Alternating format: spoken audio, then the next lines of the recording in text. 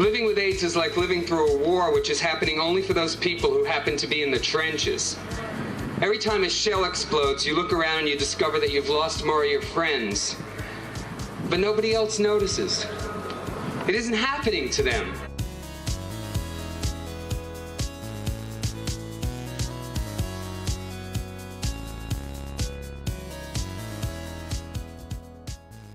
In those early days, the message that was repeated over and over was drugs into bodies. We wanted access to drugs, and we wanted a much quicker approval process, or we wanted stuff given to people before it was approved. The whole process of the FDA, the drug testing process, took years. We don't have years. These drugs, this disease was taking people in months. FDA, don't delay! 52 will die today! Release the drugs! Release the drugs! Release the drugs! Release the drugs! Silence equals death! Silence equals death! Silence equals death! Silence equals death! Silence equals death! Get to work! Get to work! Get to work! Get to work! Get to work! Get to work! Get to work! Get to work! My name is Vito Russo. I'm a writer from New York City, and I have AIDS, and I'm here today because I don't want to die. I know that there are 80 drugs that haven't been tested yet by the FDA. I want to know why it takes 5 to 10 years in this country to test drugs that you can test in Europe in a third of the time. We are simply asking the FDA to do it quicker. We found out, at least within those few years, if you could identify an obvious problem, if you could get the media on board about it, if you could get 200 to 300 people sitting in at a very particular target and making it very, very uncomfortable for the powers that were, you could affect very, very quick change.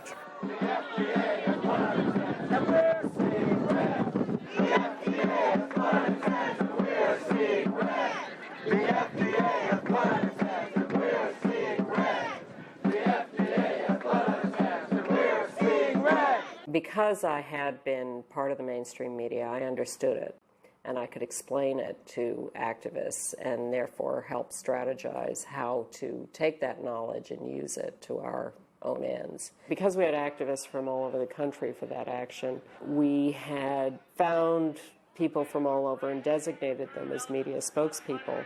And the national press did show up to that action in quite large numbers. Mike, I think, Signorelli, turned to the press and said, over there are people from 20 different states, each holding a little placard saying where they're from, ready to be your local spokesperson on these issues. That made the difference between the protests getting page 5 in the Arizona paper or the Dallas Morning News and being on the front page because there was a local person there.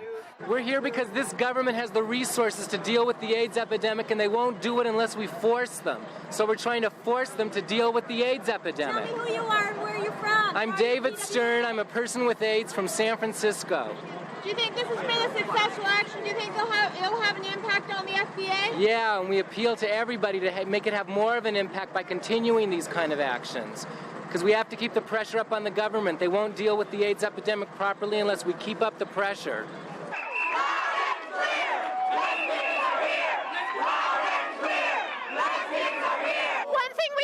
Historically in the gay movement and also in particular in the fight against AIDS is when we're activists, when we really act up, we have a big impact and we get what we're demanding, and when we're silent, we don't. And I think this action and other actions like this will have a big impact in terms of releasing those drugs that people with AIDS need for their survival.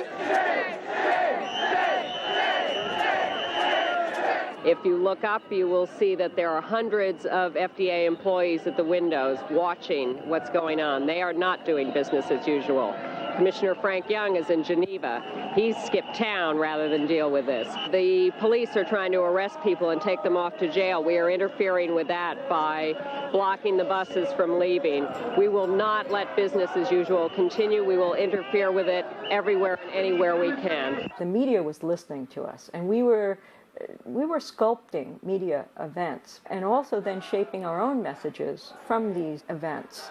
Seize control of the FDA was a tape that Greg and I made that was around the FDA action. The action was organized by a nationwide network of AIDS activists calling themselves Act Now, the AIDS Coalition to Network, Organize, and Win. The experimental research that they regulate is about to become the healthcare system, and healthcare, as AIDS activists know, is a right. We are the experts when we go there. I mean, we don't give them the power and say, you are the only authorities. We are now the experts also, and we can talk to them as equals. For me, it was a life and death matter. I don't tolerate AZT, and that's the only drug that the FDA has approved for my condition. So it depends on them whether I'm going to be living in 5 years. I'll never be silent again. I'll never be silent again. I'll never be silent again. I'll never be silent again. I'll never be silent again. I'll never be silent again.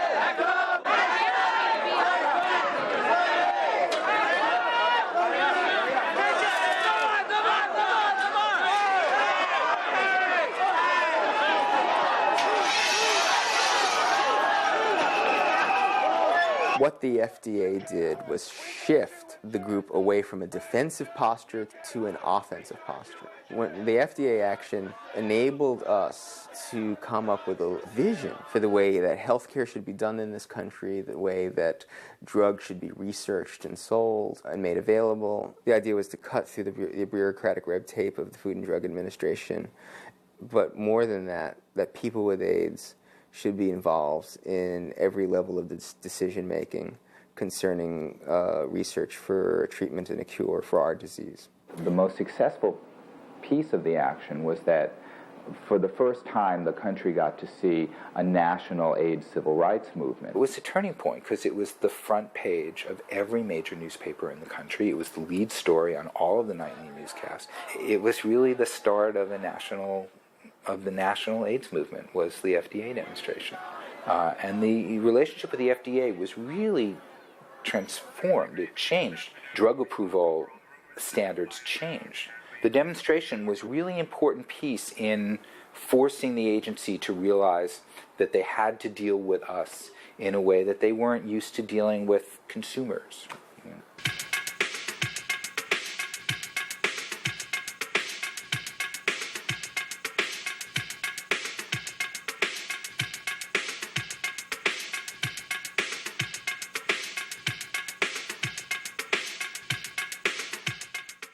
ACT UP was one of the initial places where people actually decided to take the tools of communication in their own hands and begin to document their own history. We decided that we were going to control the images, that we were not going to just be represented by mainstream media and that kind of, very specific language that was used around people with AIDS who were always victims, who were not empowered. We formed this collective, the Testing Limits Collective, which was formed to document early activism.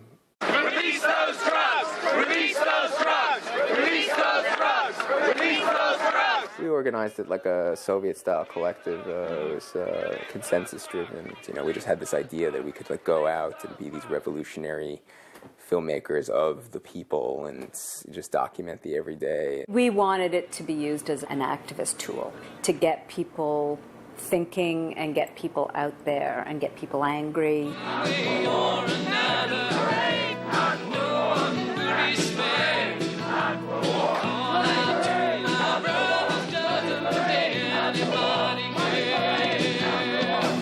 A desperate population here. This is the first time in history where the afflicted population is actually taking control of the epidemic. We're tired of the ineffectiveness of the government. We want the government now to listen to us. Our community has finally come up with a disease that will do one of two things. It will either kill us or it will politicize us. We are at war. We are absolutely at war. 30 years from now, everybody's going to ask, what did you do in the war? What did you do in the war?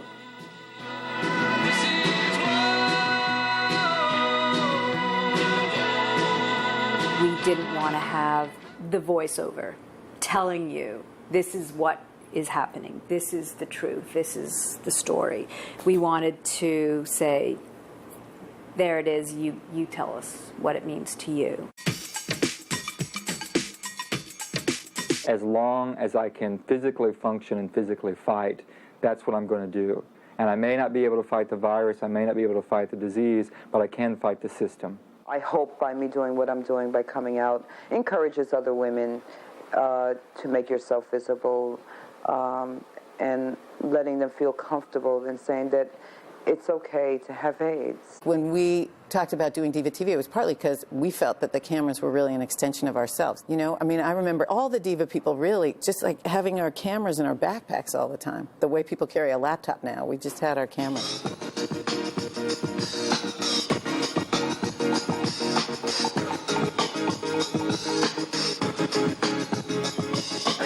Diva TV is damn interfering video activist television. We're a new activity group, and there's a lot of us around, as you can see. And tomorrow we're going to be, among other things, we're going to be doing police surveillance. We're going to make sure that police can. Where's your badge? Where's your badge? Where's your badge? That's too tight. Where's your That's too tight. Where's your badge? Where's your badge? Shut up. Where's your badge? Where's your badge? Too tight. Calm down. Calm down. It hurts. Too tight. We made a lot of VHS copies, and people were sending them back home just to give a sense. It was sort of this, it was like newsreel. It was like act up newsreel.